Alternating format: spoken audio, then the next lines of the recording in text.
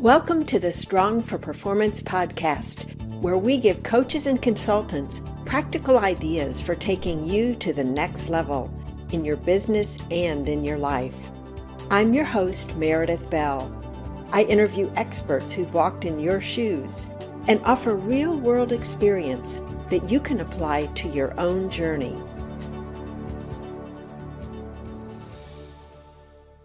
Hi, and welcome to another episode of Strong for Performance.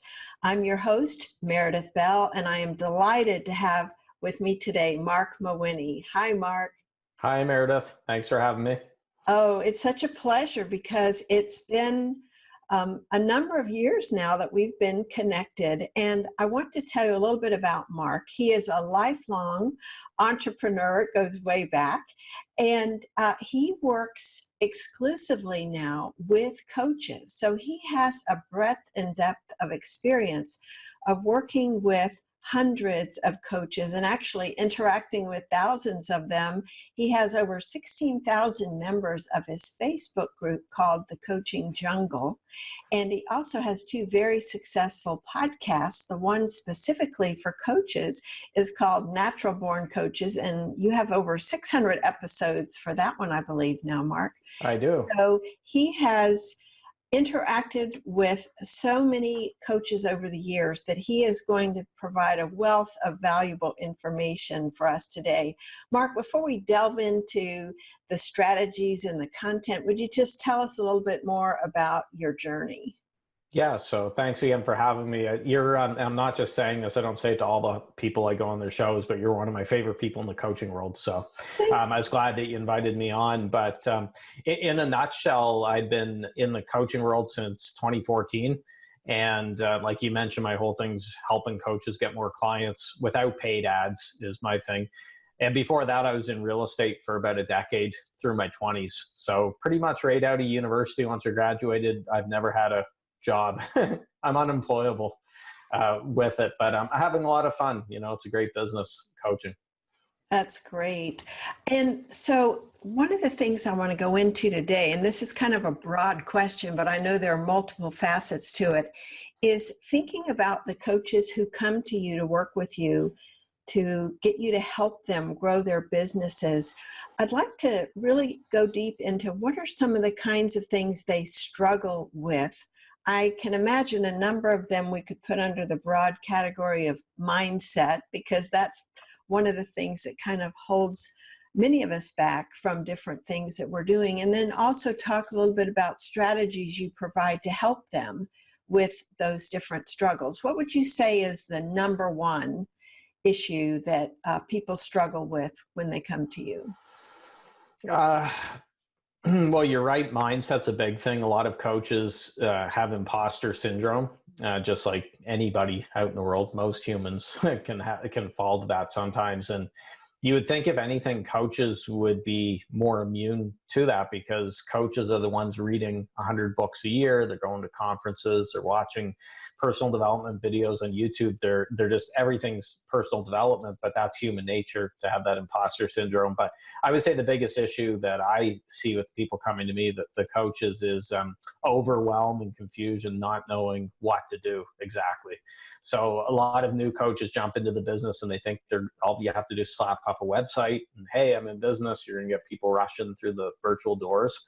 Doesn't work like that. And the interesting thing is, a lot of new coaches, and I was the same way when I started, you think you'll be coaching 80%, 90% of the time, and then the other 10 or 20% will be spent a little bit of paperwork and a bit of marketing and tidying up stuff. But in reality, it's probably reversed, where you're spending 80, 90% of your time finding the clients, and then 10 or 20% of the time working, actually doing coaching with them as well. But my thing is giving them that clarity and keeping it real simple. So my coaching model and the coaches I've worked with is the goal of it is to be able to write your offers down on a little yellow sticky note. So even 5 years later, almost 6 years later, I could write my offers on this little yellow sticky. I don't like making it too complicated. So give us an example by sharing yours and maybe one or two of some of the coaches you've worked with. So the thing I'm seeing nowadays is a lot of the gurus out there, the experts, are discouraging coaches from actually coaching because they say you're trading time for dollars. You don't want to actually coach people. You have to have all digital, hands-off, recurring revenue and never actually have to talk to anyone. And I think that that's dangerous advice. The way that I did it with my business and the way I teach it with the coaches I'm helping is to start by filling up your coaching slots, your one-on-one coaching. Then you introduce a group program that's going to give you experience working with living, breathing clients, right? And it's going to make your future offerings better, your digital programs, any books that you write, any speaking, anything like that. But if you don't have that experience of working with actual clients, then it's going to hurt with the other stuff that you bring in. And I find a lot of new coaches are doing it backwards. They want to start with a hands-off product right away and never have to actually talk to anyone. So the way that I did, I started with one-on-one, then I introduced a group program, then I introduced digital programs, hands-off type things that people could do at their own pace. Then I introduced recurring revenue with my print newsletter, Secret Coach Club. I didn't have that all on day one. If I tried to do all that right at the very beginning, it would have been overwhelming. I added pieces as time went on, and I'm still tweaking and improving on things here almost 6 years later. So when you're coaching some of these folks initially and trying to help them simplify, I love what you just said, because as I think about a new coach trying to write an online program with no stories and examples of successes of people they've worked with, it becomes very left brain, factual, mechanical, and not enriched with real people whose lives have been improved or changed with the experience of having been coached by them. So they're trying to guess what you're doing. And they're trying to guess what people want as well. And a lot of my digital programs I created came from me working with people directly. Something would pop up where they'd say, "Gee, Mark, how do you monetize your Facebook group? I'd really love to know about that." Bang, I created a program for Facebook groups. Same thing happened with daily emails and so on. So I wouldn't have the same programs, or they wouldn't be as good if I didn't have the experience working with the actual clients. How do you help these coaches? Because I've worked indirectly or directly with a lot of coaches, not coaching as a professional coach, but helping them implement our programs. And one of the things that I see, and I know you've seen, is this fear of rejection, of putting themselves out there and taking a risk of hearing a lot of no's.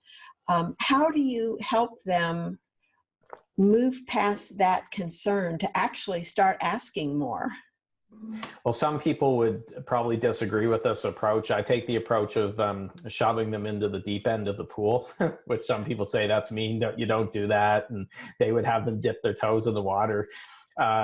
You're right. What you mentioned about the fear of rejection is huge. And that's why a lot of coaches spend their days tinkering on their website or their banner, their logo, working on some sort of PDF or whatever. Because as long as they're doing that, they're keeping busy and they don't have to risk rejection. And the issue I'm seeing with a lot of coaches is they're not putting enough of their message out there. First of all, they're not in front of the right people. They're not clear on who they're serving and how they're serving them. But also they're just not consistent enough. They think, well, I'll post once a day on whichever social media platform of my choice or whatever. And I say, no, you have to do a lot more than that. So Grant Cardone talks about it in the 10X rule. He says that you take whatever amount of activity you think you're going to have to do, and you have to 10X it to cut through the noise.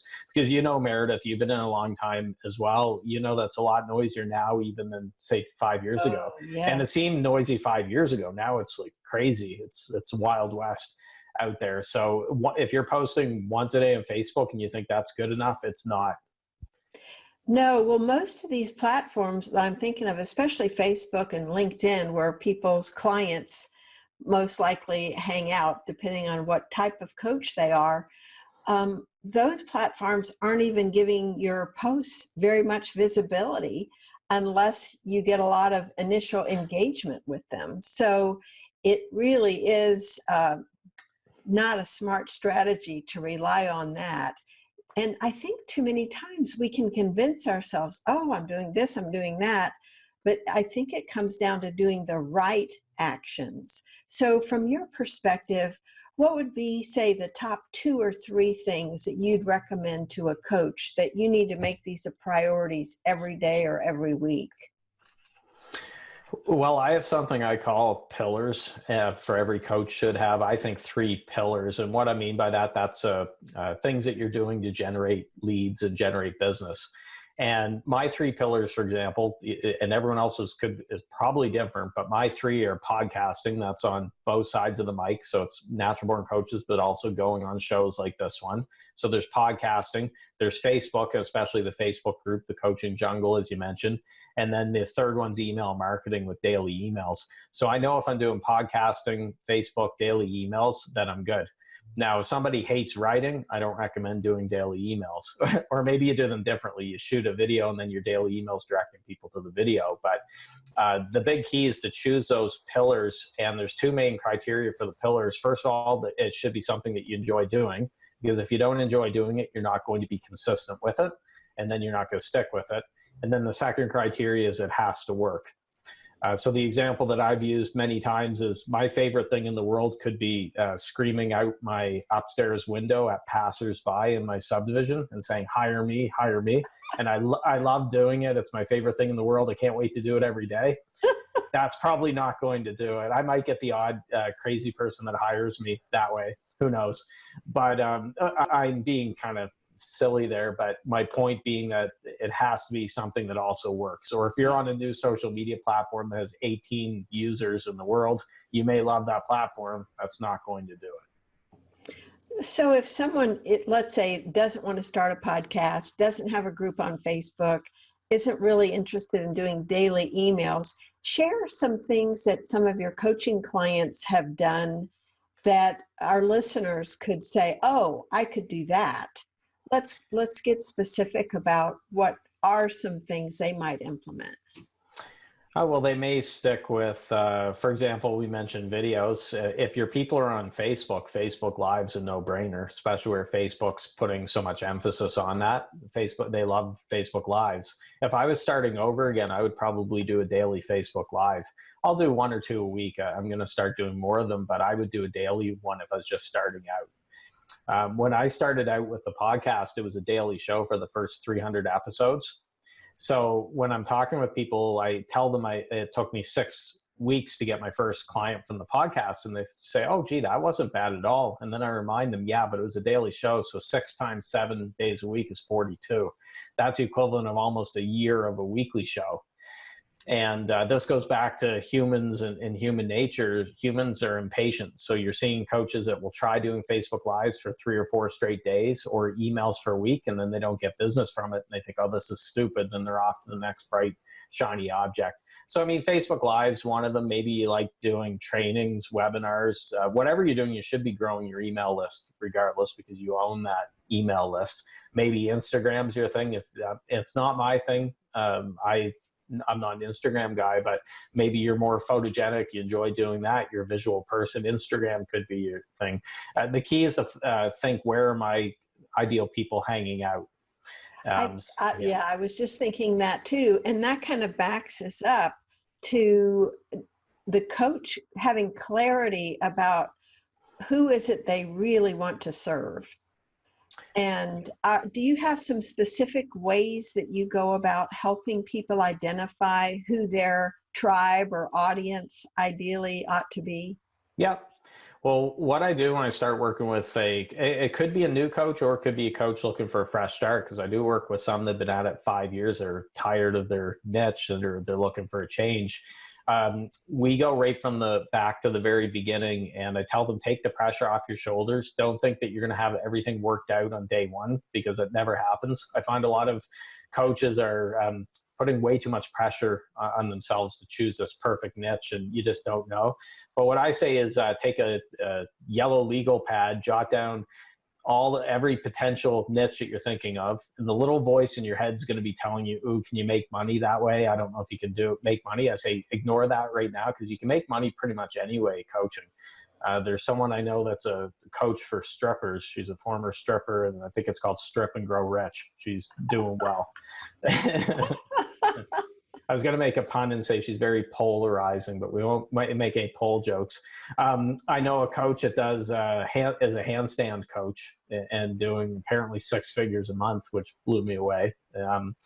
There's a coach in my Facebook group that does medieval sword play for men. That's how he coaches the the male clients that he has. So you can make money lots of different ways with coaching. Don't think, okay, I make money this way. So I say jot down all the potential ones on a yellow legal pad, then go online, see if there's other coaches in that space. And it's not a bad thing if there's competition. Some people say, oh, gee, well, I see some coaches on page 1 of Google doing this. That's probably a good sign. It means that there's a market there for it.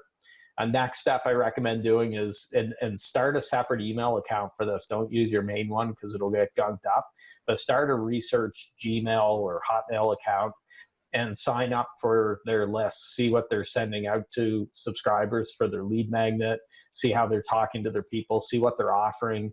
Ask yourself, okay, you may decide that I don't feel like doing that niche, and then you could cross it off. But some you could say, you know what, I really like what he or she's doing, but I'm going to kind of tweak it, or I'm going to kind of merge it with this one as well and put them in a blender and go like that.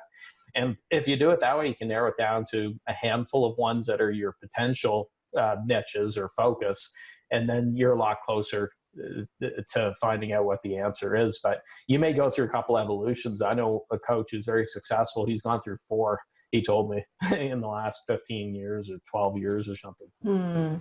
Well, it's true that when you've been at this for a while, you have to freshen things up in some way, whether it's going after a different niche or different levels of people. If you're doing corporate coaching, maybe in an organization, but to keep your own interest up in what you're doing and stay as excited about it so you convey that passion to the folks you're working with, I think is really important. Yeah, one of my clients, actually, I just noticed today, she was in the HR world, and now she's a sober coach. She's helping clients who have drinking challenges with that and stuff. And she was talking about it on social media saying, I just made this change. I know it's a lot different than what you guys are accustomed to from me, but here's what I'm doing. You can just tell there's a spark there. It'd be pretty boring if you stick to the same one for 40 years. And that's how I was getting at the end of real estate, where I'd been at it a decade. It's all I'd ever done. I thought, if I'm 80 years old and I'm hauling open house signs around on Sunday afternoons to houses, just shoot me. I do not want to be doing this, at 80 years old. Tell us a little bit about some of the breakthroughs you've helped people make, because I know that stories and examples help our listeners to imagine, yeah, I could do that. That makes sense for me. Sure. Yeah. Well, one of my clients named Jason, he is a nice guy coach, his mentor or person he learned under is Robert Glover, who wrote the book No More Mr. Nice Guy. And Jason, I don't think he'd mind me telling me, telling the story, because he sent a testimonial and stuff. He's doing really well. He had a goal of $10,000 a month for his magic number for revenue. And this month he just about hit it. He's at 9,000 and change, or whatever his best month. And with that, we just made a few changes. Like, we implemented a laser coaching package, which we could do a whole show on that, but it's a really interesting concept, short little 15-minute coaching sessions. And it's an easier sell. People love it. So we implemented laser coaching, and we got him more active in certain places where he had to be more active. And I'm sure you're the same way, Meredith, with your clients. It's the best email to get, especially an unsolicited testimonial late at night from a client saying, oh my God, I'm so happy I hit my magic number, or whatever. I love those ones. So there's an example of someone who he knows his stuff. He's really good at what he does, and that makes my job a lot easier. There are some people, I don't care if you're the best coach in the world, they aren't motivated. They want to lay around on the couch all day. They're not willing to put that effort into it, or they're just constantly doubting themselves. They can't get past that fear. You could be Tony Robbins. You're not going to be able to help certain people. They have to want it for themselves. Well, that's a really good point. And I think it's kind of a good guideline for coaches that are looking for clients, especially if they're early on or they've been struggling. You don't want someone who just breathes, and is willing to pay you your fee, because you go into coaching because you want to make a difference. in the lives of other people. And so if you're not able to achieve that because of the person's attitude, resistance, or whatever's getting in the way, it's going to be a drain on your energy to have to deal with folks like that. And, Mark, one of the things I've always admired about you and your coaching is I don't want to say no nonsense, but I mean, you're very direct with folks and you don't hesitate to let them know you're going down the wrong path here. You don't wait for them to discover the mistake necessarily. You're a very active coach. Do I have that right? Yeah, I've had people say to me before, "Oh, gee, that's the coaches are out there that think you should just ask questions and never say a word, and you just keep asking the same question over and over again, digging in." And I've said a lot of times, I feel like what I'm doing is coach salting, combining coaching and consulting. But I don't care because at the end of the day, my goal is to help the person get results, the client get from point A to point B. So I can call it whatever I want, and as long as it's helping the client. And that's a big issue in the coaching world, especially with new coaches, is they think it's some sort of magic, dark art, not dark arts, but you know what I mean? Some magic thing where it's like the Force in Star Wars, that you have to be a certain person who can Yoda to do this. And I tell them, no, you don't. If you can help people get those results, then you could do this. You don't need 10 years of training with some guy at the top of a mountain or something like that to do it. Don't build it into something that it's not. You're there to help people. So with mine, the older I get, I've lost my filter, I think, on my mouth. If I see somebody who's giving excuses and stuff, I have to call them out because that's what I'd want someone to do for me as well. Well, and I think that goes back to your ideal clients. So you want to attract people who can take it, right? You don't want somebody that you have to tiptoe around and, soft pedal so that you don't hurt their feelings. Because Yeah. that's, from your own perspective, that's not going to be helpful for them. So you want to work with people that are open arms saying, give me more, tell me more. I don't want to work with victims. And I think, especially on social media, I see this. It's funny, we're recording this right around your July the 4th. And I'm a huge fan of the States. I'm in Canada, but sometimes I feel like I was born in the wrong country. And I think America's great. I love the entrepreneurial spirit. I think that they're definitely good argument can be made that's the best country in the world. But you see a lot of Americans who are playing victim, like the American dream's dead, and they're very negative and stuff. And I can't work with a victim type mentality. If somebody's blaming someone else for holding them down and they're talking about privilege, all the other stuff, I'm like, no, that's not going to work here. We're not going to work well together. And I think it's important for coaches to have that kind of criteria.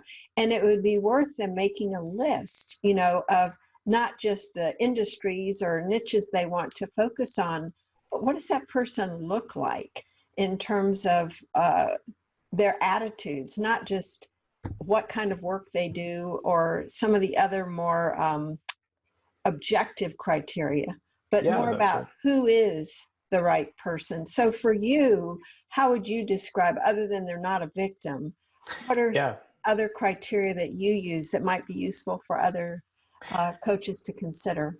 Well, there was a time that I had my qualifications for potential clients was I had the fog and mirror approach, or if they had a pulse, come on in, I can help you, And I read Michael Port's book, Yourself Solid. And in that book, he talks about the red velvet rope policy, where you treat your business like the hot new restaurant or club in town, where you've got the tall 350-pound bouncer with the clipboard that's checking names coming in. Not everyone can come in with it. And once I started doing that, I took an hour or two one night to say, okay, who do I want to work with? And I came up with 5 criteria for mine. And for me, yours could be different, other people's could be, but I mean, there's certain things like they have to be action takers. I don't want to have to chase people down or haul them across the finish line. They have to have that fire in their belly. They have to respect boundaries, so they can't expect me to get back to them within 30 seconds if they shoot me an email, right? They have to pay me what I'm worth and on time. I like getting paid on time, and I don't want to send Vinny with a baseball bat down to California to collect my money and things like that. So I came up with those 5. And what I did at that time is I said, any of my clients, I ranked all my existing clients and I had to let a couple go. But I said, any new clients coming in will have to match those criteria. Now, some people say, well, how do you know if you've only talked to a prospect once for 30 minutes? You can glean a lot from a quick conversation like that. And my spidey senses have become more finely tuned the longer I'm at it. So there's, here's a perfect example. The other day, somebody flaked out on a call with me. She was a potential client. And a couple days earlier, she'd done the same thing. She was having tech issues with Zoom. And I understand that. I get it. She wasn't able to work Zoom or whatever. So we rescheduled. And I told myself, if she doesn't show up, I'm done or whatever. Sure enough, she didn't show up. So she's emailing me after because I messaged her and I said, you weren't on the call. I'm not going to be able to accept any more bookings from you. All the best. I left at that. She's emailed me 4 or 5 times since then. I'm not taking another call with her because she would drive me crazy if we're working together and we've had a couple of these mix-ups. And same thing with her clients. If she has flaky with her clients, I'd have to think she could be. So there's a few of my thoughts when it comes to choosing your ideal client. Oh, that's very rich. I want to pick up on a couple of things. One is you really can tell a lot, I think, in a 30-minute conversation if you have the clarity yourself about what you're looking for. Yeah. And so I think that's why going through that exercise that you went through, where they determine what are the most important elements for me in working with a client, and then be able to frame some questions, maybe that aren't directly getting at that, but that their answers will give you some good indications of whether they're going to have the commitment, follow through, and all the other parts that you want them to have. I think that's really an important step. The other thing I wanted to bring up based on what you said is I know there are a lot of times issues with coaches charging what they're worth. And so would you take a few minutes to talk about that? Do you see that a lot, and how do you help them establish a recognition of their value? I do see it a lot. I see a lot of newer coaches, especially who are trying to cobble together little $50 single coaching sessions. Anyone I work with has to have a package, not single sessions. So I like for coaches to have a 3-month package, could be 6 months, could be a year. There's some coaches, as you know, Steve Chandler does clients for life, and Steve Hardison, stuff like that. But I don't want to be helping someone that's charging $50 or $75 for an hour here and there, because you're trying to cobble together too many of them. You're going to burn yourself out that way. It's just, I don't think it's the best way. I know it can work in certain situations, but it's not my preferred approach with it. When it comes to charging what you're worth, I know that some people might think, oh, gee, it's common sense, but the toughest person to convince isn't the prospect or anyone in your marketplace. It's the man or woman in the mirror.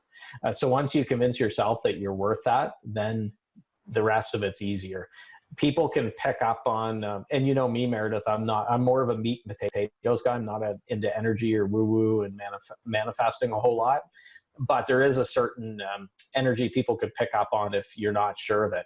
So for example, if you said, Mark, how much is your coaching package? And I hummed and hawed and I said, well, it's $10,000, but here's what you get. And I'm not really sure, you know, and you're going to pick up on that. Now, if somebody asks me how much is it, I say my one-on-one, 3 months, $10,000. Next question. You know, you spit it out there, but you have to be very clear on it. There's a funny story that a coach told me. He doubled his fees and he was really nervous to double them because he'd never charged that much. And he was doing a Skype call with a prospect. Now the call was an audio call. You couldn't do this on a video call. But the prospect said, so how much is it to work with you? And the coach spit out his new high number. And he told me he had to literally put his fist in his mouth to keep him from saying anything else. Because what's a human temptation that you then justify it and you try to oversell it? And he said it was the longest 10 seconds of his life. It was dead silence on the other end.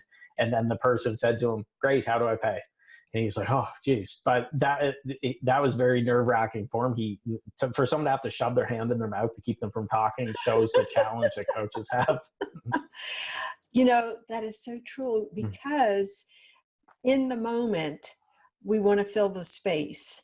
quite often. And that is such an important point for a coach, because when you're asking a client a question during a coaching call, sometimes if it's a really good question, they have to think about it. Yeah. They can't just spit out an answer.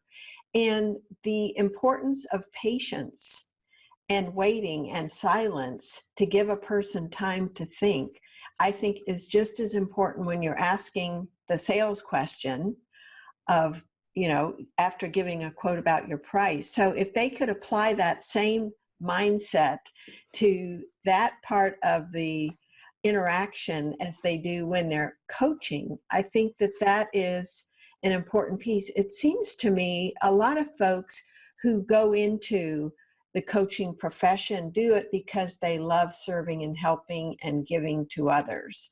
And so to ask for themselves, whether it's money or some kind of help, is not always easy for them. Yeah.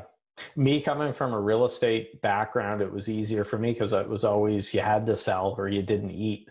And I know that sometimes coaching gets a bad rap because there's some bad apples in the industry.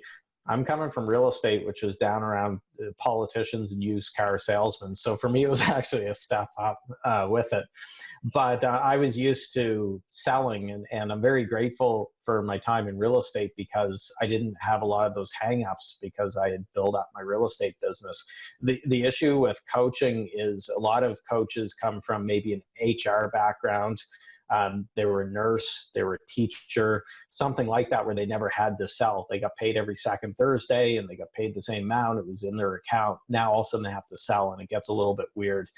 They have to push past those fears. And I'll mention a book because you're talking about questions and being comfortable with silence.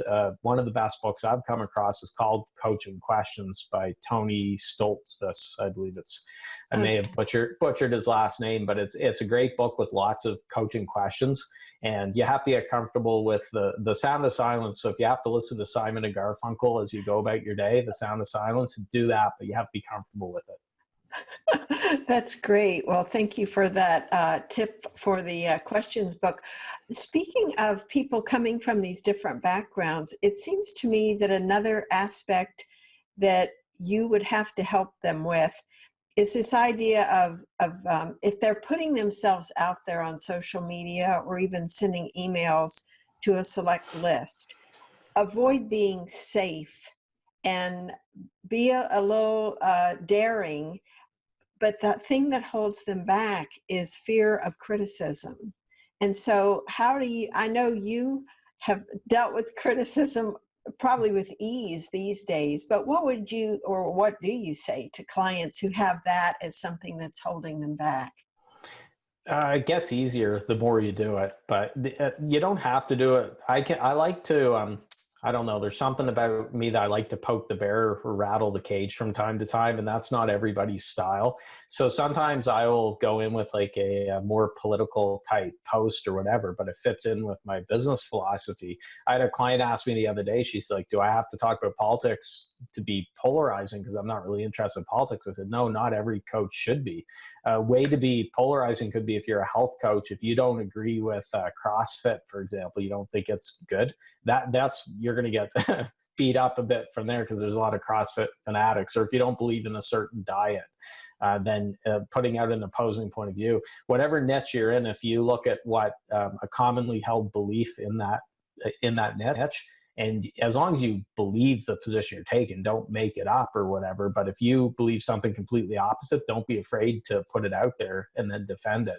So if I was in the sales coaching world, if I was a sales coach, and let's say Grant Cardone put something out there that I didn't agree with, an email might be why Grant Cardone is wrong about follow-ups or something like that. Then I defend it. So you're not just bashing people, just saying Grant Cardone's a big idiot, I hate him or something. You're actually putting out a reasoned, logical argument, and you're making people think.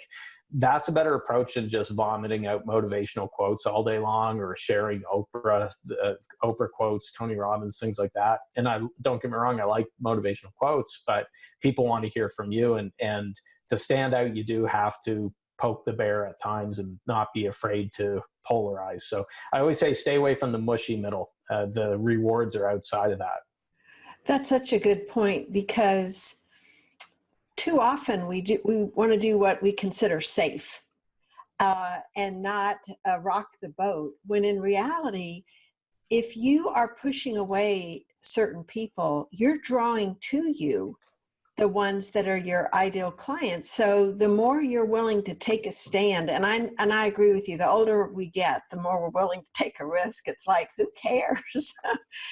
But the idea of changing the way you think about it is not how many people might criticize me, it's how many people might I attract Yeah. because they see what my position is on this particular topic. Well, and I'm not going to get political on you. I don't want to give you more editing that you have to cut stuff out. But just last week, I was getting beat up because I put out there a pro-capitalist post. I'm a proud, unapologetic capitalist. Nowadays, that's, believe it or not, controversial, or, it's somehow not politically correct. And I had some people where I took a dig, a swipe at socialism and Bernie Sanders, who were angry at me and sent me messages and stuff. But you know what? I had a lot more people who supported me in the comments and sent me messages. And I found a lot of people were like, Mark, thank you for saying that. I didn't want to say anything publicly because I didn't want, these kooks jumping all over me. But I just want to let you know that, I appreciated what you said. So 70-80% of the people who had an opinion were supportive of me. But human nature is to look at the 10 or 20% and feel bad because they're attacking you. And then I'm like, no, wait a minute. There's a lot of more people who actually agreed with that. Same thing when I had James Arthur Ray on my podcast recently from The Secret. He had a big, thing that happened where he had an event. A few participants unfortunately died. It was a tragic event. And some people said I shouldn't have had him on my show. And I said, look, he served his time in prison. He lost everything. And it's an interesting story. I want to hear the whole story, right? I think this is interesting. And a lot of people, that was my highest downloaded show of the year so far. And a lot of people messaged me saying they loved it, but I had a few people that said, that's disgusting. How could you, or whatever. They're not my people, and nobody's perfect.